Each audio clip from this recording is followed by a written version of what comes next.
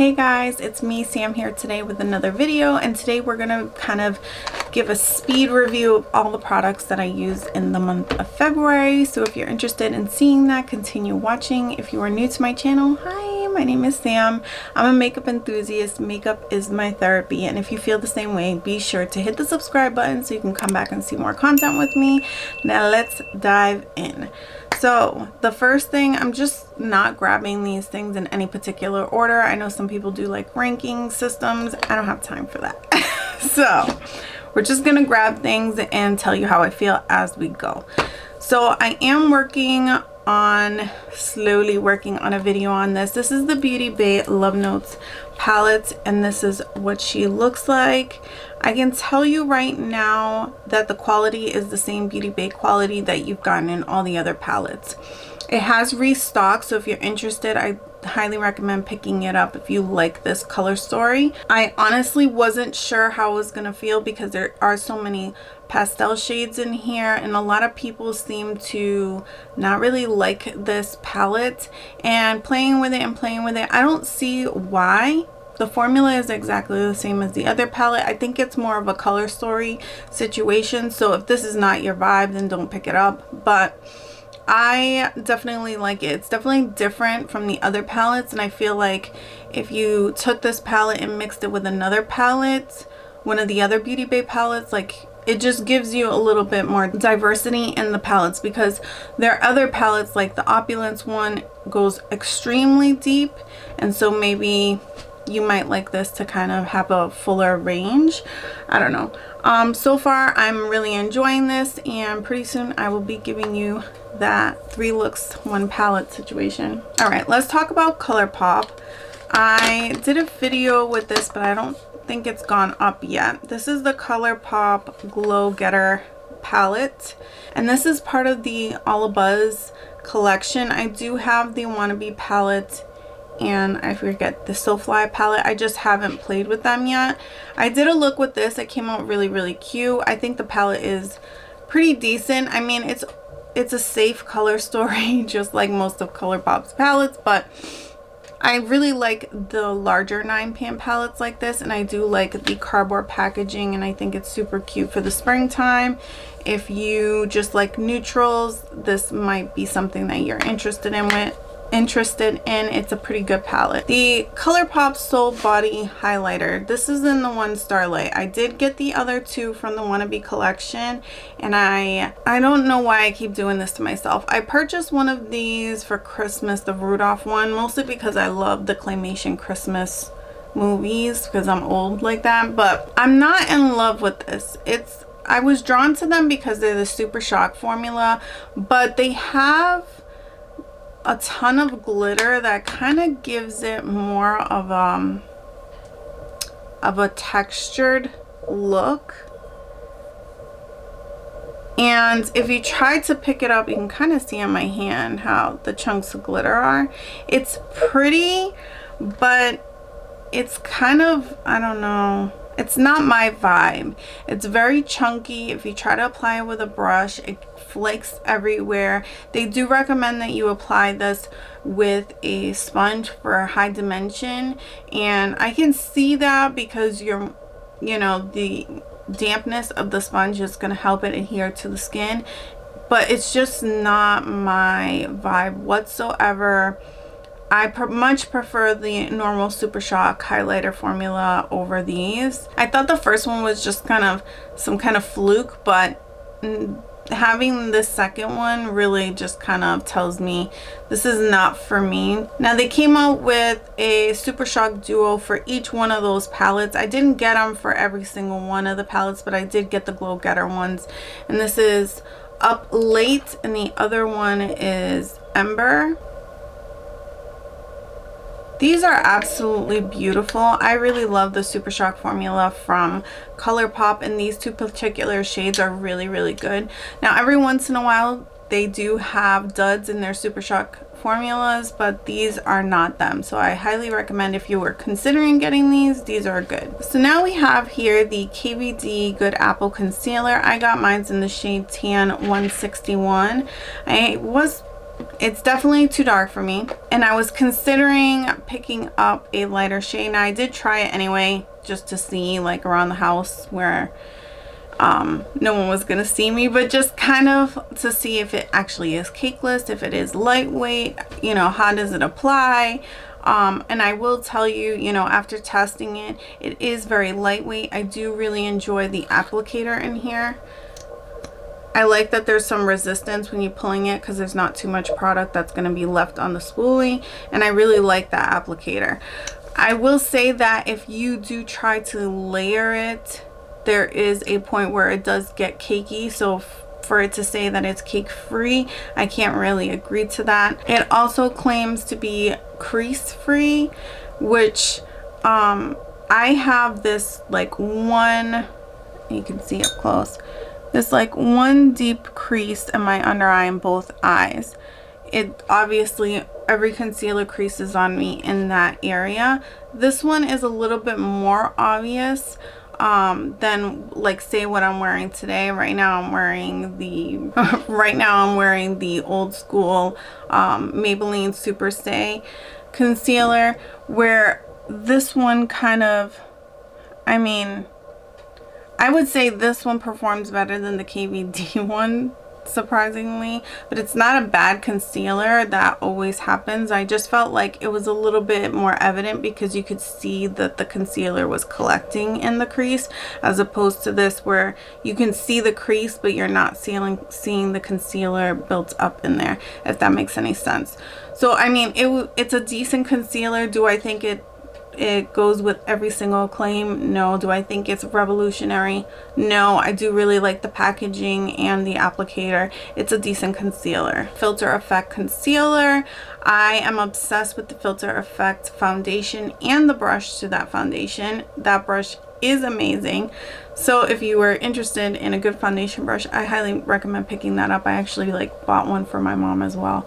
But I picked up the shade Tan 18. I picked Tan 18 because the foundation that I have is Tan 18, and I was hoping that, like, you know, some lines, they have the same number and they purposefully corresponded to be like one shade lighter than the foundation and so forth, so that you can kind of just get the perfect combination, kind of like the Pat McGrath. I felt like this was still slightly too dark for me, so I did pick up the lighter shade. It hasn't come in the mail yet, but this concealer I actually like a little bit better than the KVD one, and this only comes at $12 out of your pocket. So I think that if I was going to recommend a concealer, I would go with this one. It has really good coverage. It's lightweight. It has just like a very typical applicator, but I do like these types of applicators here. And yeah, it doesn't pick up too much product.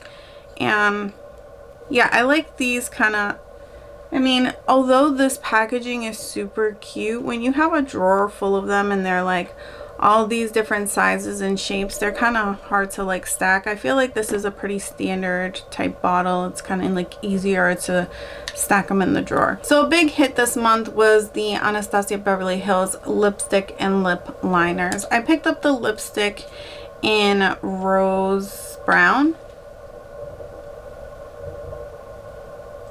and that's what she looks like. I feel like she looks very milk chocolatey, and I don't know, I thought it was gonna have a little bit more pink in it. The color is not my favorite, and the consistency, it's a little thick and a little stiff when you're applying this. It doesn't have that glide that kind of makes putting on lipstick a really beautiful experience. So I'm not crazy about this lipstick, although I do feel like if I was comparing it to Natasha Denona's lipsticks, I don't know, I feel like it's as thick as Natasha Denona's, but it's not as creamy, and I don't really even like a thick lipstick, so I don't know. Take what you think. About the lip liners, I picked up the shade Chai, and I also picked up the shade Parchment. I do really like these lip liners. I feel like they go on nice and creamy and they last pretty long.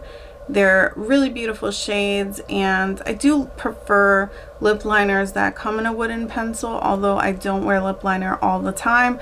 I do really like these. All right, another big palette was the Natasha Denona Valentine's Day collection, the Mini Crush palette, and I did pick this up, and I didn't do a review on it because honestly I got lazy. So but I do have some thoughts on this. Okay, so it does come with this little brush, and it was $25. I think it's still available at Sephora and on the Natasha Denona website if you're curious about it. The brush is pretty cute. It's nice for like travel if you want to like keep this in your purse or something like that. And then this is what the palette looks like. I know everybody and their mother was complaining that a lot of the shades are repeats, so I guess the only shade in here that is new to the Natasha Denona line is this middle shade here called Koi. And I was thinking about it, as I watched other people's reviews over and over and over again, and some of them were so bummed out about it.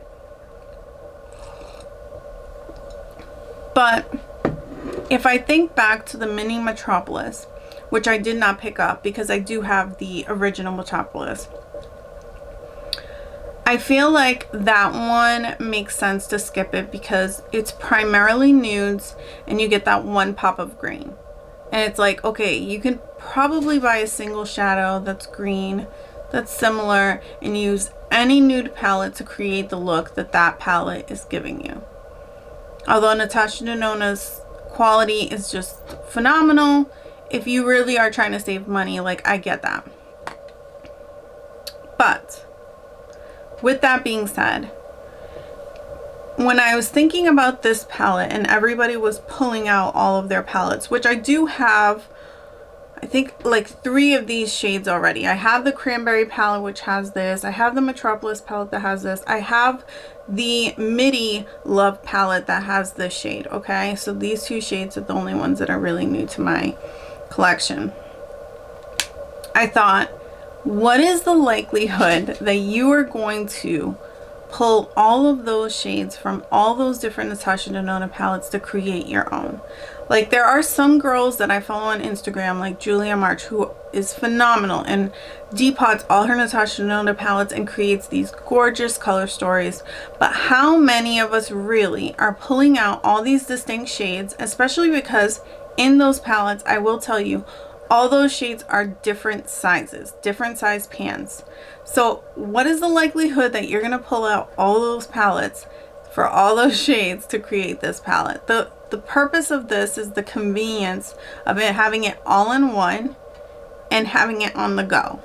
So I still think that if you like this color story, it is worth it. Also, when I compared it, because I did walk around my house with one of each on each eye, I compared it to the Mini Love from last year, the cool tone one, and you do create 2 very different looks. Now, the only complaint that I have about this palette is this shade here in the middle, which is supposed to be like the deepest matte shade, could be deeper. Like, I feel on my skin tone, it's kind of just a pinch darker than a mid-tone shade, which I feel like it should be a little bit more. I do appreciate that in the Mini Love from last year, that deeper shade goes deeper, but I prefer a warm tone look anyway, so I would probably still reach for this over that one.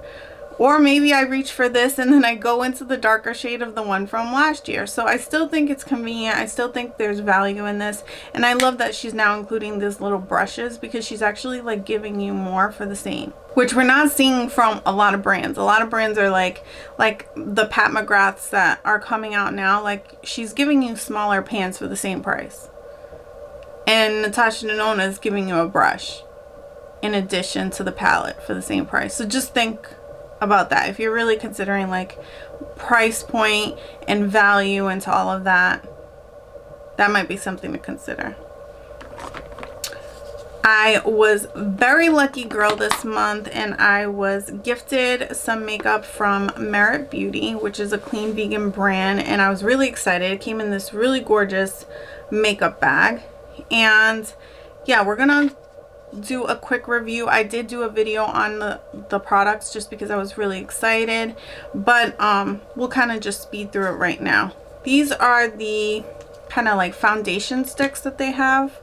I got 2 shades here, and the packaging is absolutely stunning. They're super easy to use. Like, I'm probably gonna put these, I'm gonna put these in my purse, the lighter one for now, and then I'll put the darker one in the warmer months. But this is like the perfect product for when I'm not wearing makeup at all, or I'm not wearing much makeup and maybe I need a touch up on the go, or last minute we decide to go somewhere and I just want to look a little bit more spruced up.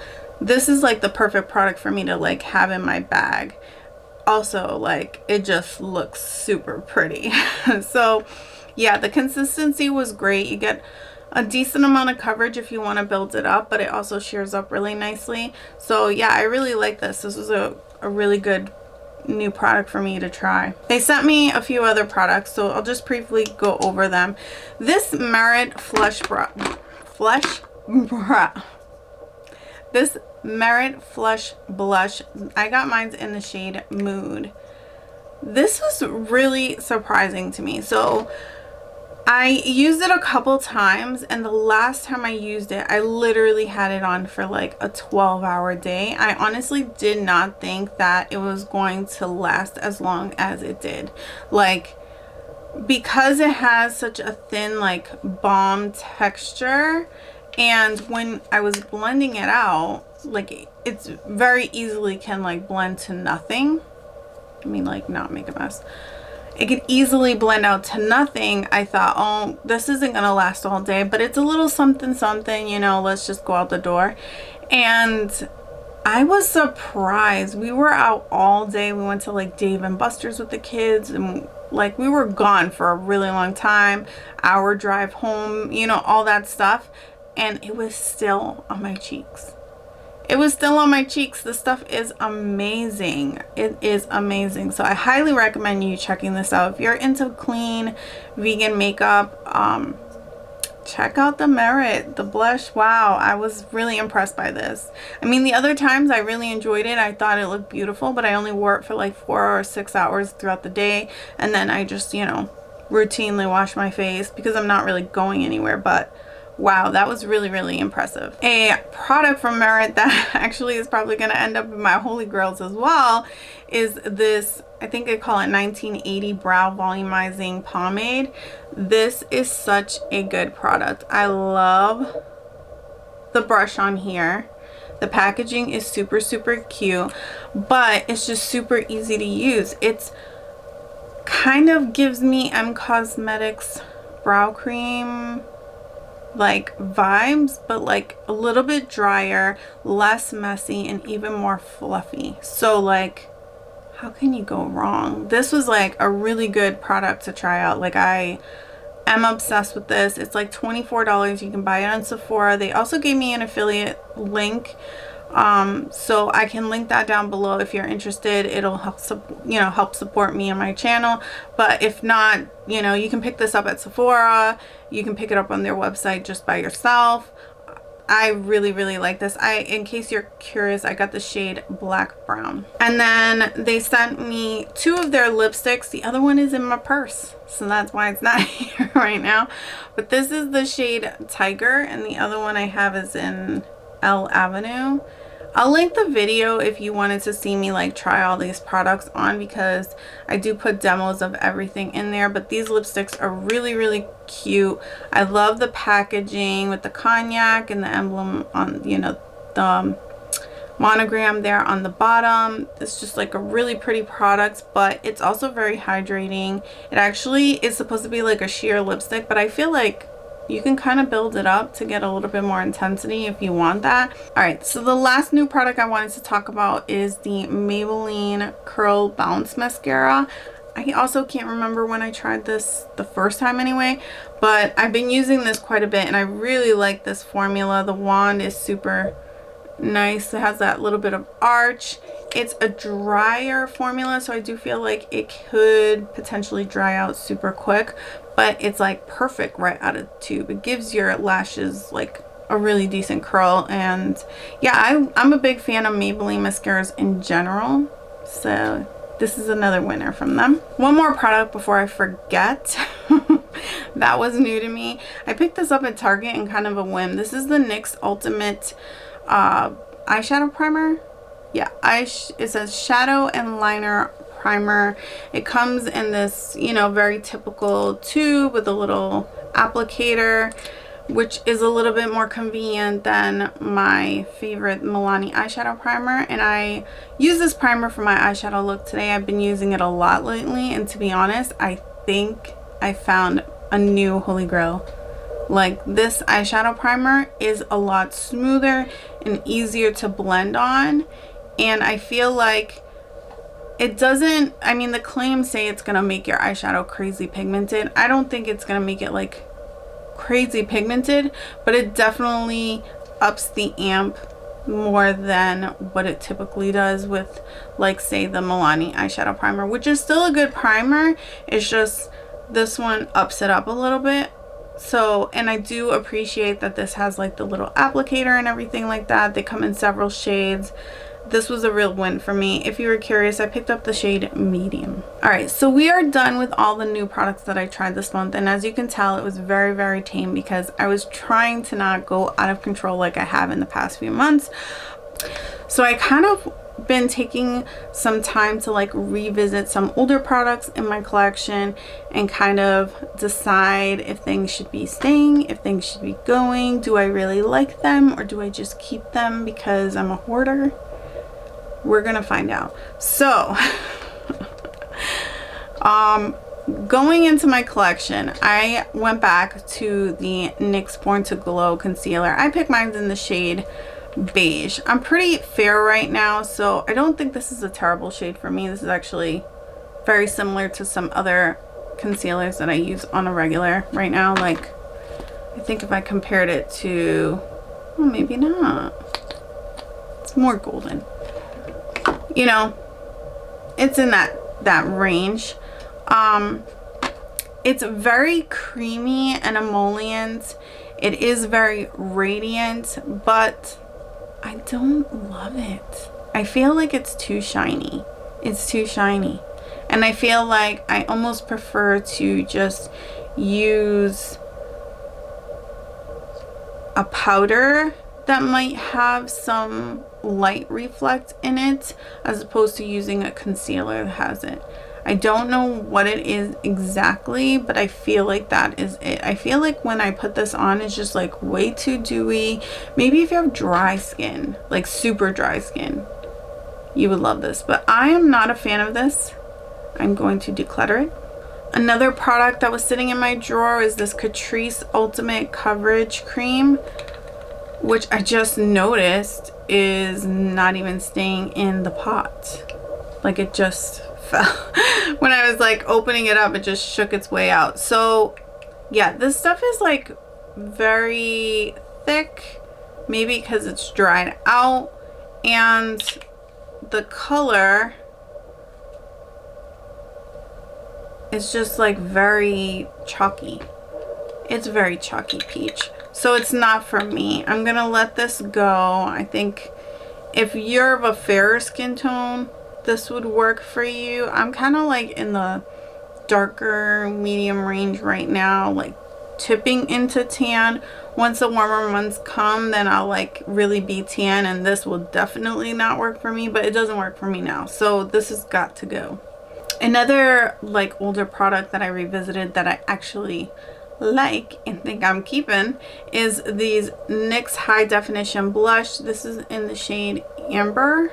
I feel like I've tried to declutter this before, and then somehow it comes back into my collection because I think maybe this will work. Maybe I will use this, and I actually used it today, and I've used it one other time, and the pigmentation is nice, and it's good, and it's not dusty, and it's not, doesn't perform in any kind of like weird odd way. And yeah, I really like it. This is staying. a product that's not gonna stay. Kimchi the Most Concealer. This is in the shade Light Tan, which should be a good match for me, but I don't know what it is, but it just feels very pink when I put it on. Like way too pink. Yeah, it's just way too pink for me. The concealer consistency is not bad. It has one of these like applicators on it, like where you squeeze it and then it comes up. I don't mind that. Yeah, I never reach for it. I never use it. And then when I did use it, it was just a little too warm, peachy on me. Like when I blended it out, it started to turn like orangey, and I don't know if it's because it's old or if it's just like too warm of a shade. Sometimes that's the case. So because what I'm wearing right now, the Superstay, is warm with like more leaning towards the peach side as opposed to yellow, and it looks perfectly fine. So I don't know, this one's just not hitting the spot for me, so we're gonna let this one go.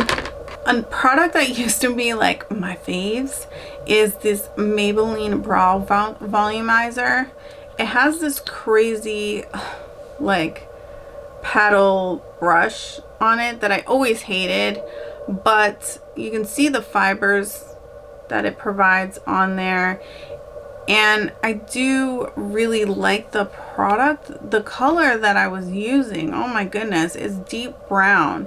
I don't know if they have a shade that would be warmer for me, but this was like very cool tone. When I put it on, it almost looks taupe or like gray.